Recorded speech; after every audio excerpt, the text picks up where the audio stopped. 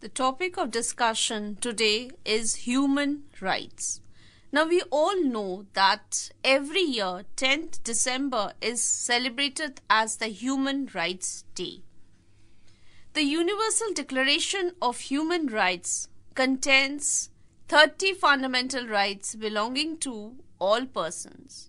However, there are gross human rights abuses which are taking place in different parts of the world. News reports provide us with several such incidents. For example, in Syria, deaths and displacements are taking place. There's looting and killing in Iraq.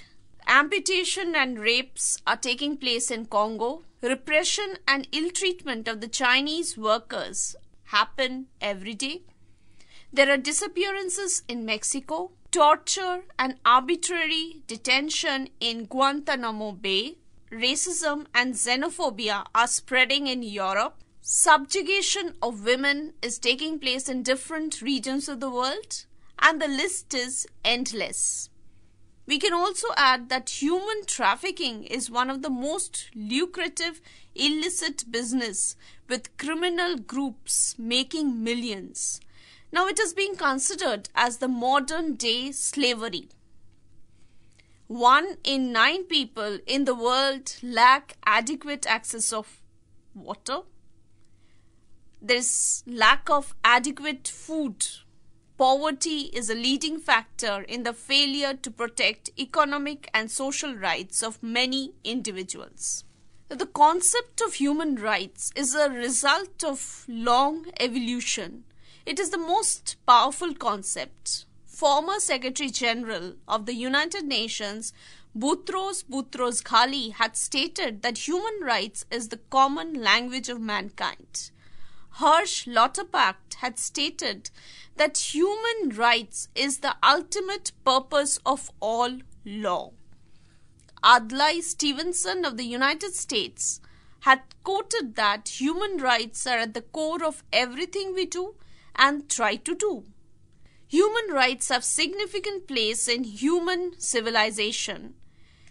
The large part of civilizations aim at promotion and protection of human rights. It is for the individual that the state exists and not the other way round. Since 1948, United Nations has adopted more than 100 human rights documents covering rights of women, children, refugees, migrant workers, stateless persons, minorities, indigenous peoples, slavery, or torture.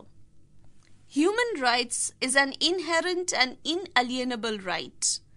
All human beings are born free and equal in dignity and rights.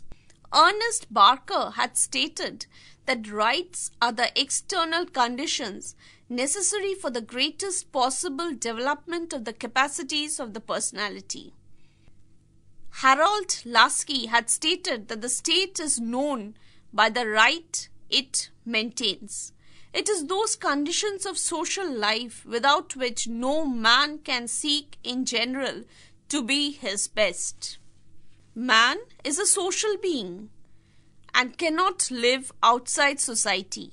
The problems of rights arose involving man's relations with other individuals, or his relation with society, or his relation with the government. The norms of social behavior developed and crystallized into human rights.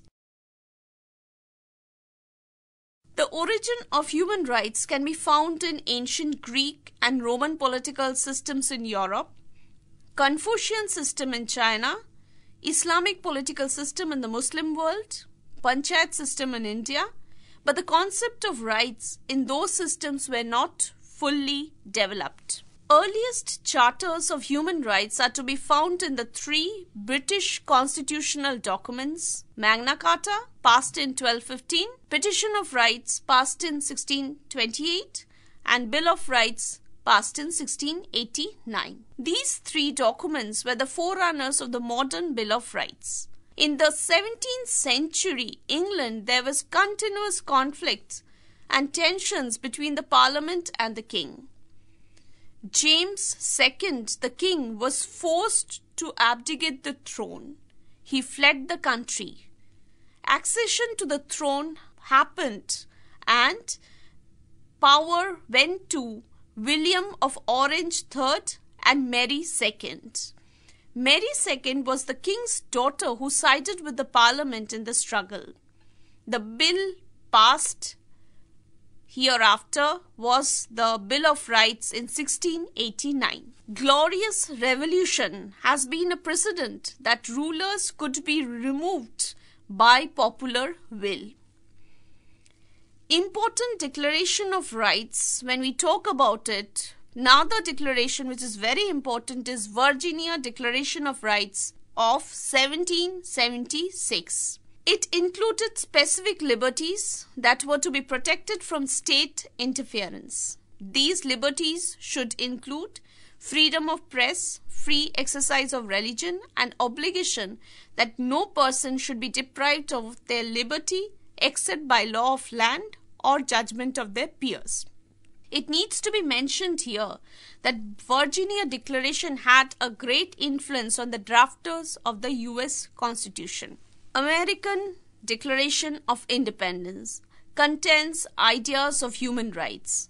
It emphasized that all men are equal. They have inalienable rights of life, liberty, and pursuit of happiness. Whenever any form of government becomes destructive of these ends, it is the right of the people to alter or abolish it. French Declaration of Rights of Man and Citizen of 1789.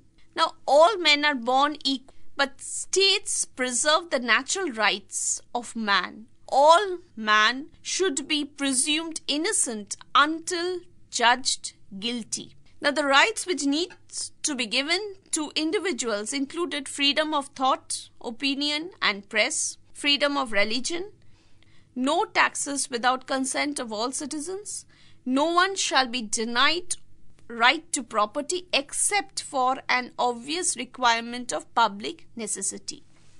However, liberty of an individual should not harm others. The law determines the limits of these individual liberties. Another event which actually brought in great changes in the conception of human rights is the Bolshevik Revolution of 1917. This was a milestone in the development in the modern concept of rights. It introduced the socio-economic dimension of rights, which was not known in the earlier revolutions in England, America, or France. The three earlier revolutions emphasized on the first generation of civil and political rights, which were called negative rights. The Bolshevik Revolution of 1917 popularized the socio-economic rights, which were called positive rights. These rights were called positive as their implementation required the resources and positive action by the state. Now, the rights, whether provided through English, American or French Revolution or the Bolshevik Revolution, had certain limitations. For example, Magna Carta yielded concession only to the feudal lords, though it set limitations on arbitrary rule. US Bill of Rights were applicable only to the white, Anglo-Saxon and the Protestants. The slaves did not have rights in the United States until slavery was abolished in 1864.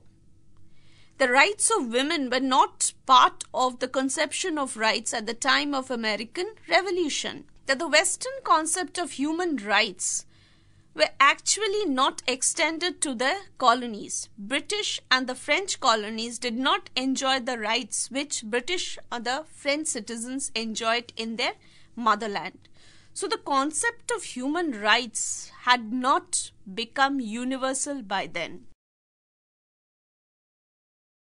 Now we are coming into those efforts which was taken at the international level in order to develop human rights norms. First initiative, the Humanitarian Intervention Doctrine.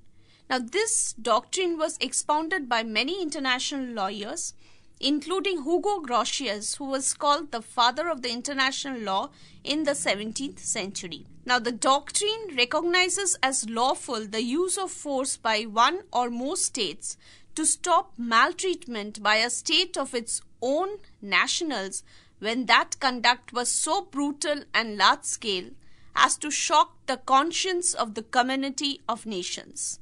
However, the doctrine of humanitarian intervention has been misused many times in international relations history. The second major landmark protecting human rights norms is the international humanitarian law, which developed through many treaties concerning laws of war.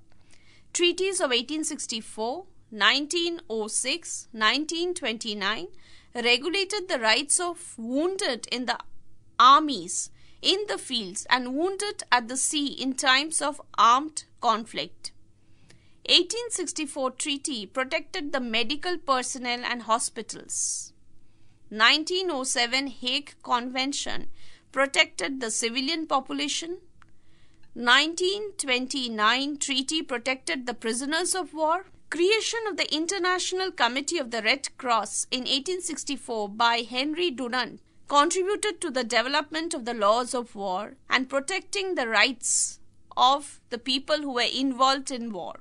The four Geneva Conventions aim to protect the sick and wounded members of armed forces, prisoners of war, and civilian population.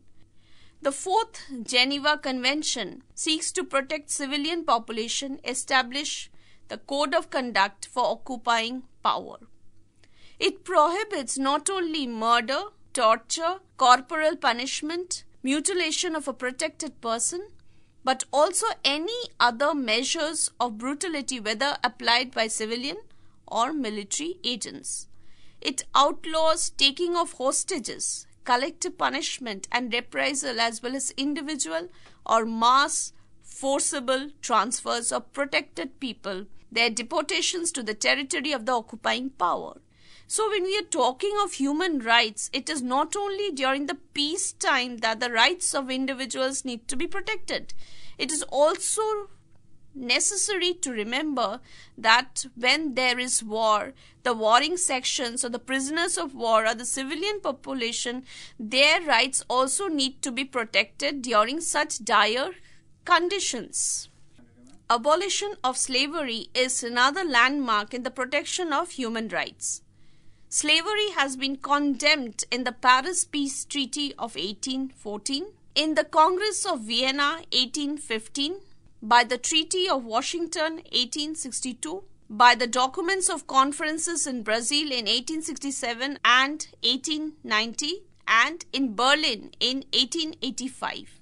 The League of Nations also had the Convention to suppress the slave trade and slavery, which was adopted in 1926. The convention still remains a basic document prohibiting the practice of slavery, which has been amended by the protocol in 1953 and supplemented in 1956 to deal with the problems defining acts which constitute slavery in modern world. Now we need to concentrate on how the United Nations is trying to protect the human rights. The principal objective of United Nations is to promote universal respect for human rights. The preamble of the United Nations Charter and Articles 13, 55, 62, 68 and 76 contains reference to promotion of universal respect for human rights. The Universal Declaration of Human Rights was approved by General Assembly on December 10, 1948. Now, Universal Declaration of Human Rights influenced all the constitutions which were created thereafter. The declaration provided the common standards of achievements. The first part of the declaration consists of political and civil rights. The second part deals with economic, social and cultural rights, which came into effect after the Bolshevik Revolution. In December 1966, General Assembly adopted the International Covenant on Economic, Social and Cultural Rights, and International Covenant on Civil and Political Rights. International Covenant on Economic, Social and Cultural Rights came into force on January 3, 1976.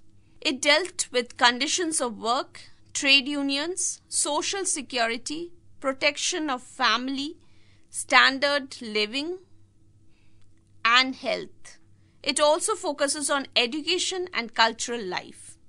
International Covenant for Civil and Political Rights came into force on March 1976. It emphasized on rights like freedom of movement, equality before law, presumption of innocence, freedom of conscience and religion, freedom of opinion and expression, peaceful assembly, freedom of association, participation in public affairs and elections. Convention on Genocide, adopted by the United Nations in 1948. Now, what is genocide? Genocide means the destruction in whole or in part of a national, ethnic, racial or religious group. Convention specified the crimes of genocide and made them punishable. The crimes specified by the convention included 1. Killing members of a group because of their group affiliation. 2. Carrying bodily or mental harm to group members. 3. Deliberately inflicting conditions on the group to bring about its physical destruction. 4. Imposing measures to prevent births within the group. 5. Forcibly transferring children from one group to another. 6. Conspiracy or incitement to commit genocide as well as complicity in the crime. In 1984, General Assembly recommended to the states to take measures to curb activities of organizations that were practicing Nazism or other totalitarian ideologies. They urged the states to arrest and bring to justice those people who were trying to do this. Another landmark is the rights of foreign workers. General Assembly and the Economic and Social Council were concerned about the illegal transportation of workers from the African countries to the European ones. In 1973, ECOSOC, or the Economic and Social Council, impressed on the member states the need of protecting the rights of foreign workers. In 1977, General Assembly passed a resolution urging the states to extend migrant workers same treatment which was being enjoyed by their own workers with regard to employment, occupation, social security, trade union and cultural rights. In 1981, General Assembly adopted the Declaration on the Elimination of All Forms of Intolerance and Discrimination based on Religion or Belief. Freedom of religion included freedom of worship, freedom of assembly, freedom to establish charitable institution, freedom to acquire and use ritual articles, freedom to write, publish and disseminate religious publication, freedom to teach a religion or belief, freedom to solicit financial contributions, and it also urged states to enact necessary laws to make these rights and freedoms available to their citizens. Effort to curb apartheid. Now, United Nations has consistently worked for elimination of racial discrimination. Both the General Assembly and the Security Council in the United Nations have asserted that apartheid was incompatible with the principle of United Nations Charter. They made continuous appeals to the white regime of South Africa to abandon apartheid. In 1973, General Assembly adopted the Convention on Suppression and Punishment of Crime of Apartheid, which actually came into force in 1976. Apartheid was actually the crime against humanity. The United Nations urged member states to adopt necessary legislative, judicial and administrative measures to give the practical shape to the provisions of the Constitution. It continuously condemned the South African government. Measures were taken to compel South Africa to abandon its policy of apartheid. The measures included 1. Imposition of arms embargo, 2. Economic and other sanctions, 3. Prohibition of further investment, 4. Stoppage of bank loans, 5. Ban on export of oil, 6. Boycott of South Africa in sports and cultural spheres. It was largely due to the pressures that were built by the United Nations that South Africa was forced to leave its apartheid policy. The international community also played an important role in following those measures. South Africa was obliged to adopt the one person, one vote constitution. Elections were held on the basis of non-discrimination, and Nelson Mandela came to power. Human rights derive from the mere fact of being human. They are not a gift of a particular government or legal code. But the standards being proclaimed internationally can become reality only when applied by countries within their own legal systems. It is very necessary that assertion of the rights take place within each country. Former United Nations Secretary General Dag Hammarskjöld had stated that we know that the question of peace and human rights are closely related. His comment is actually very true. It is only in a peaceful circumstance that human rights can be protected.